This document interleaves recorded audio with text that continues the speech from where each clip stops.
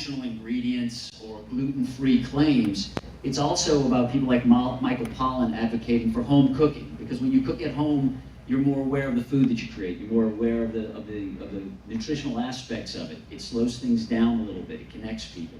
So there's sort of a physical and a psychic health associated with that. Food businesses can help to create that. And then there's also very specific medicinal types of concepts. You'll hear about later in the day from Dr. Tim Harlan, who was the driver behind Tulane's Gold Ring School of Culinary Medicine. I think I got that right. But basically, the concept behind that is quite brilliant in that, I don't know about you, but as I get in my advancing years, I'm always shocked by how little doctors actually know about food. It's a little off-putting when you go in to actually be advised on your health by somebody that's 40 pounds overweight and smoking a cigarette, right? So it's probably of use to think that those people that are primarily responsible for your health actually understand not just how food as an ingredient actually improves health, but also the cultural connection, so they can make recommendations in terms of how food shows up in people's lives. And then the environment. And this isn't a soft issue. I mean, the idea is that agriculture is a manufactured process. It's not natural. It's basically a human-driven enterprise, which means it has implications in terms of how we practice it, and how we practice it in terms of its impacts on the food world or the natural world. So it's not just about about local farming as sort of a call out or something that's on a chalkboard to make you want to buy a certain dish. It's about the fact that local farmers in general are thinking about their impacts on the soil, on the land, on the relationship to the natural world beyond that, on rotating crops properly, not necessarily over fertilizing or using chemicals in such a way that destroys topsoil. These are all basic components of the food world that now we're becoming more aware of, we're demanding better, and it's creating opportunities for innovation. So again, follow the money.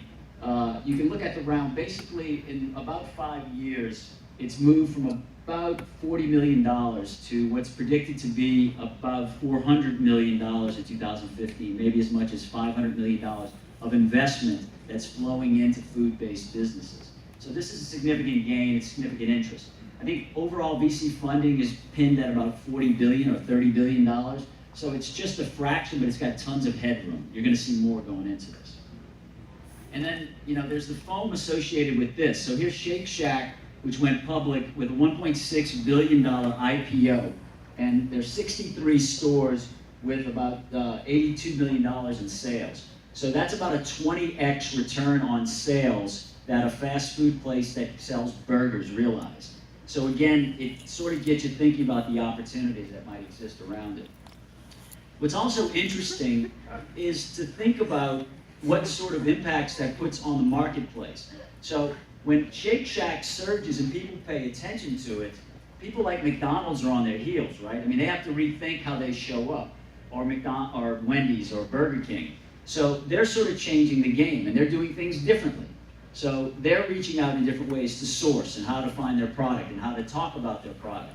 But the fact of it is these guys are going to have a much harder time doing it than somebody that invents from the ground up with the ethos and the demands that exist in the marketplace.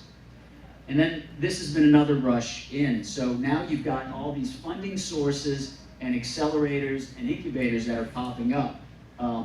So this is just a small sampling, and if you don't subscribe to Food Tech Connect, I highly recommend it. Danielle Gould, wonderful individual that's done a great job of kind of aggregating and curating what's going on in this industry. But and we're fortunate to have Circle Up with us later today. Circle Up, I've known their CEO Ryan Callback for some time, and they really have broken new ground in terms of bringing new people, new investment, and new standards into food-based, package-based companies. So another thing that's worth thinking about when you're thinking about developing food ideas, and one of the goals here is to get people that are starting businesses, people that are in businesses that are successful, that have opportunities to expand and sort of roll out new brands, to think about ways that they might be able to utilize what they know or their interests in ways that actually create business infrastructure. And we'd like them to be out in New Orleans. So the supply chain is a pretty valuable place to think about how to show up. So basically from primary production of growers into processing of foods, manufacturing, into transportation, of those products that go into either food service, retail, that end with the consumer and go into disposal and recycling. So there's a big concern about food waste. But the beauty of this is that within each of those are rapidly changing dynamics. So I've got my friend here, Kelly Cusimano, and his wife, Natalie Finnegan, from Louisiana Fresh. This is a company that has grown almost 80% in the last few years in their supply. They supply produce to restaurants.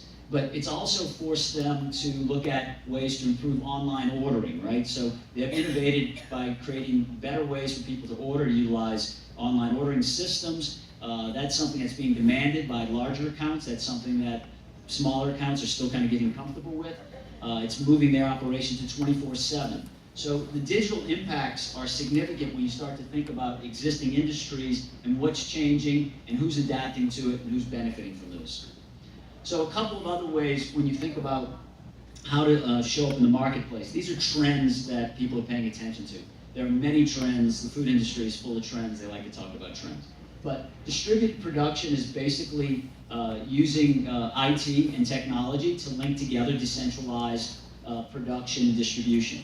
So it's allowing, this is a part of the local interest, local farming interest. It's also a part of the cottage industry, which allows for people in food-based businesses to create products in their own kitchen up to a certain ceiling of certain products. Again, this gets more people in the game. We have actually a very good cottage food industry legislation in our state, and it allows for people to get in. And if you've got a product that's nice, then you can do some business with Good Eggs or a market umbrella and find out there's a market need, and then you can start talking to all those investors that are looking to put their money into an interesting idea.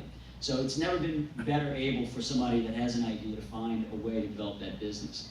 Hyper-customized, this gets into everything from design for lifestyle as well as for disease. So people who are diabetic have particular interests and particular needs, they have product. People like Eric Frank with Your Nutrition Anytime are developing products not only for people who want to eat healthily and can't cook all the time, but now they're thinking about ways to impact patients in oncology and other ways. So exciting opportunities within that. Alternative protein, it's a big deal, right, because of the impacts. Livestock is very intensive. It creates certain problems. So we're not going to stop eating meat tomorrow, nor should we. I don't want to stop eating meat. But there are different ways to think about how protein shows up into the food system. That's everything from the surging use of pea protein in different products to the use of crickets like Exo. Beyond Meat is a food alternative that has Bill Gates and Biz Stone from Twitter as an investor.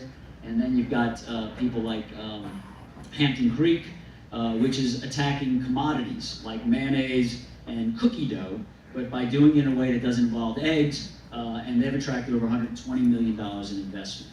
And they're actually cataloging alternative protein growing operations all around the world. And people are fascinated by this and investing in it accordingly. And then waste elimination, whether that be composting or better uses for foods that aren't perfect or beautiful, that show up in a marketplace, maybe aren't as interesting at a supermarket, but can be processed into added value products like preserves, etc. And then mass sustainability, ways to connect local growers to larger markets. So another way to think about it is where you sit in the value chain. So the value chain is just about, do you add value along the way with innovation and interesting ideas? And this is an interesting way to think about where a good business exists versus one that's maybe more of a commodity and it's more of a trudge uphill. So ways to think about the value chain. I don't know if Rob Block is here. Rob, no. Rob is with Village Capital. Village Capital does accelerators around the world, and they really focus on agriculture, ag tech, ag innovation. I participated in one in Louisville. And it's fascinating to see how within the agriculture world alone, they're talking about additions or improvements on the value chain. And if you get a chance, grab Rob, talk to him and ask him about ways to think about how the value chain fits into creating a business. So again, these are examples in the health part of the value chain, commercial kitchens and incubator accelerators. As these grow, these are providing tremendous opportunities for early stage businesses. So whether it be somebody like Kate Heller, who's baking beautiful bread, who's selling it at Pagoda, finds a commercial kitchen, expands her operation in St. Roch Market, or Ben LeBlanc, Robert LeBlanc's brother, who leaves Wall Street to start making soup, stocks to stocks, and gets to trial it in a food kitchen, and he's trying it out at Smorgasburg in Brooklyn, and now he's talking about expanding between New York and New Orleans. So all good things. Food and ag tech, as I mentioned. Functional food and ingredients, that's adding value, right? That's thinking about foods that have particular usages, that improve health, that have opportunities to show up in people's food. So that could be acai berry, that could be guayaki, that could be blueberries. These are things that are sort of coming at an ongoing level, but recognizing that. Like Yukon, if I'm saying that right, tea. It's the only North American grown tea that actually, or leaf that contains caffeine. It's probably growing in a bush right outside this building right now. And there are people starting to manufacture teas out of this product. Markets, supermarkets. Amazing opportunities in supermarket. It's changing rapidly. We have Good Eggs here, we have Whole Foods represented in the house. So of the $600 billion industry, about only 1% of that industry is now doing online. But online groceries are predicted to grow year over year about 18% over the next 5 years. 18%. And it's only about 3% or so in the traditional supermarket category. And supermarkets are adapting, more highly curated. They're doing things with more meal replacement. They're offering tours. I mean, they're really getting innovative. So it's about to get exciting. Education like NOEW and CIA that are basically addressing that growing interest and the growing need for technical skills and services that can flow into the food industry. Everybody talks about needing good people. People are starting to take account for that. And then areas such as media. Everybody's picked up Edible New Orleans in this community. Edible Enterprises is a big footprint that's represented in markets around the world that basically covers the local food scene. That's also organizations like Tales of the Cocktail that are bringing forward our cocktail culture into a globally known event that people come to and celebrate and talk about, and it breaks new brands. And so that's very exciting to see what's happening. And then in areas such as social justice and culture, so innovation that's sometimes private public, sometimes it's pure private, to address needs like food deserts or education. So these are things, again, that you're seeing at places like Gold Ring. So I'll close with a couple of quotes that I think kind of tie it together. This one sort of touches on the idea of food as being from our culture and as a part of our identity, and really how it sort of lives in our everyday. So this really speaks to kind of the intrinsic transcending value of food. And you can replace easily, interchange the word New Orleans with soul food there. And I think it gets at something that is appropriate and something that you may recognize as a New Orleanian. And then it's that intrinsic sort of value that creates this sort of market and commercial value. The money's surging into this marketplace. They're looking for opportunities and ideas, and so it's a good time to be in this business. And then finally, tying it together with the land. Again, the opportunity, I would say the obligation is to pay attention to the idea that food comes from a certain place. It's connected to things not only in terms of how it degrades or improves the environment, but also those things that we sort of hold dear for ourselves and for our children going forward. So this great quote by Wendell Berry, Donald Link turned me on to his writing a long time ago. Check him out, but it really sort of ties together those nice things. So I'll conclude with saying I thank you for being interested in this subject. And again, this is meant to initiate a conversation around potential opportunities. It's something that I study, and people like David Darris study, and people like Joel Dondas study. So the beauty of what's going on in our market, the beauty of what's happened through New Orleans Entrepreneur Week, what's happened through Idea Village, is that we're sort of recognizing more people that are able to share what they know and understand in a way that pays it forward.